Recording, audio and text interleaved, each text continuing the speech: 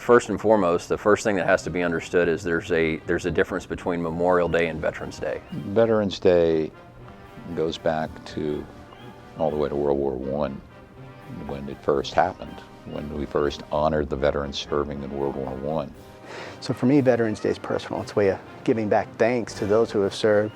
And my ask of you is, when you see a veteran, don't be afraid to go up and thank them for their service. It's just a simple thank you for your service, especially for our Korean and our Vietnam veterans. The Vietnam veterans weren't treated and welcomed back just as we have been.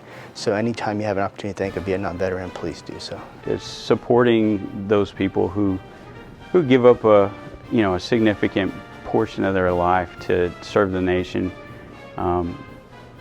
Be far away from home in conditions that are not pleasant sometimes, and it's just I think it's an opportunity for everyone to take a moment and just recognize that. So Veterans Day is a day to take a moment. You don't have to make a big deal about it, but just take a moment and think about those who have served the country and who are still serving. And when you meet somebody who, regardless of the branch of service they were in, just take a moment and thank them. Just the other day, I had to stop and pick up a pizza for the kids on the way home, and someone made the effort to roll down their window, come by and say thank you for your service.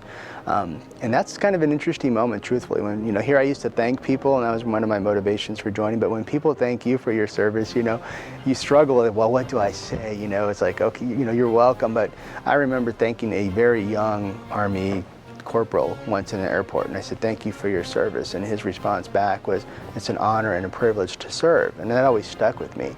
And later I came to find out that the reason he was in uniform and flying, because he was in his full dress uniform, he was escorting back the body of a fallen comrade back to his hometown.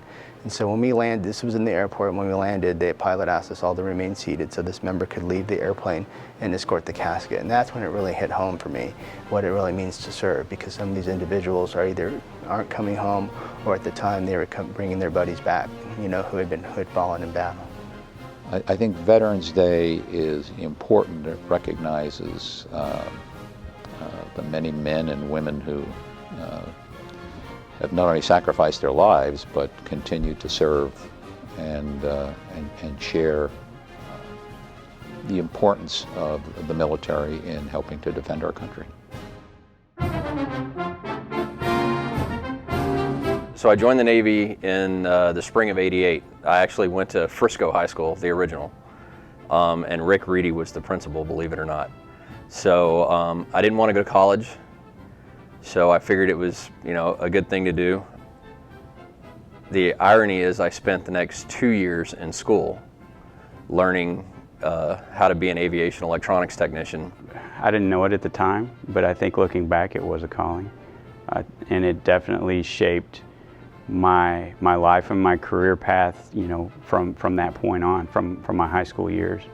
It gave me purpose that I didn't necessarily have or realize, earlier in life. It gave me something, a sense of belonging. It gave me a direction to go.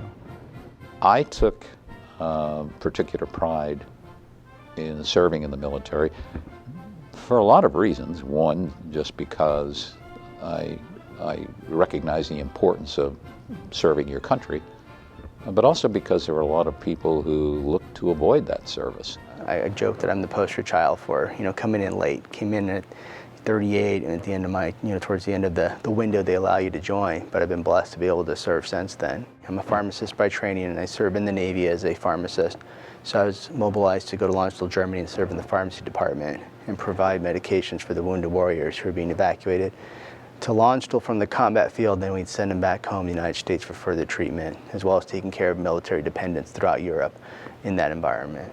I served as editor of the Army newspaper in Munich that was called the Southern Area Command, and the newspaper was the SACOM Scene. I was trained to be an avionics technician, work on board electronics on an aircraft. But then the last portion of my career, while I still did that job, I was a maintenance control chief. So I ran the maintenance effort for a couple of different squadrons, coordinating what planes would fly, getting all the maintenance done on the planes, setting up the detachments, making sure we had the right amount of people going, the right equipment. and things like that, which I loved it. I was initially I was in security police, so I was a military policeman in the Air Force, and the name later changed to security forces, and it took on a little different role. But I was a law enforcement specialist for my initial enlistment. The best part about that job was I got to teach, I got to coach junior sailors and help them grow in their careers and help them make career decisions. Everybody signs up for a different reason, and if you ever want to explore that, you can ask people. I'm sure they'll be very candid and share with you what their reasons were for joining.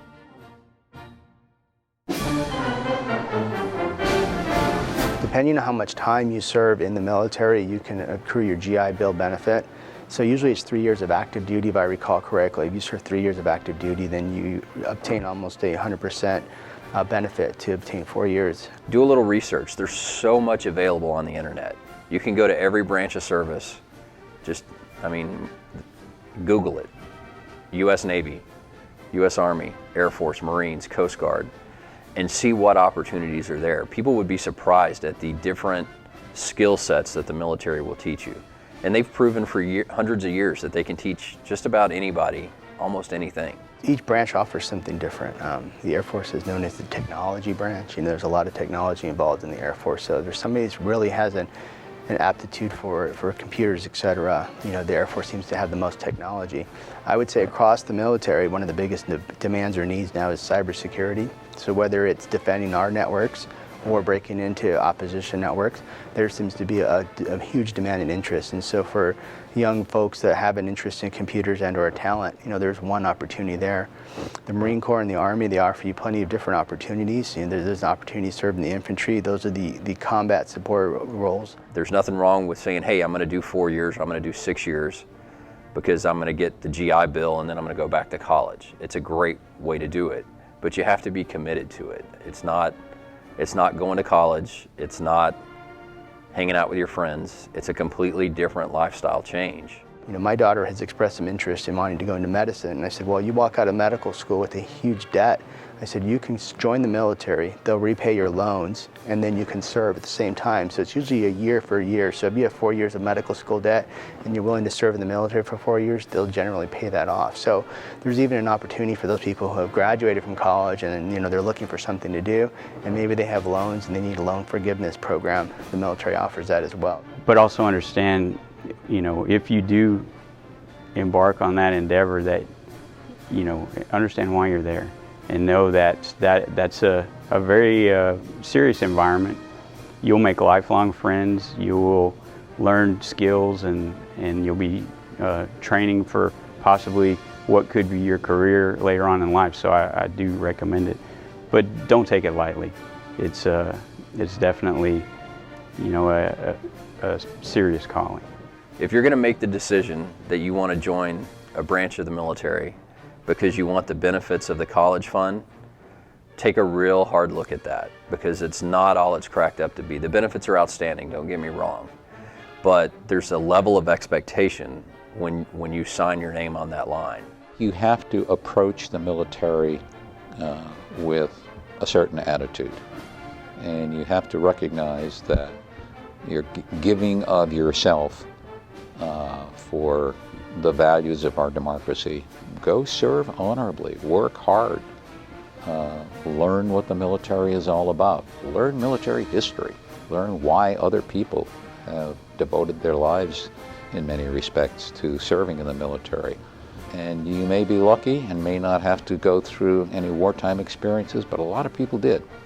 And you should understand what that commitment was, what that sacrifice was, and put that in the context of your own service.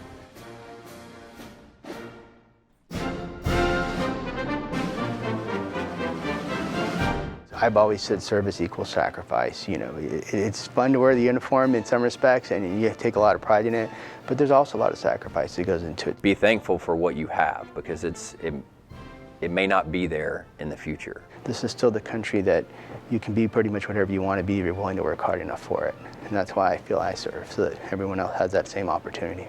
I mean, the freedoms that we have, they were earned by the men and women who volunteered to go protect those freedoms.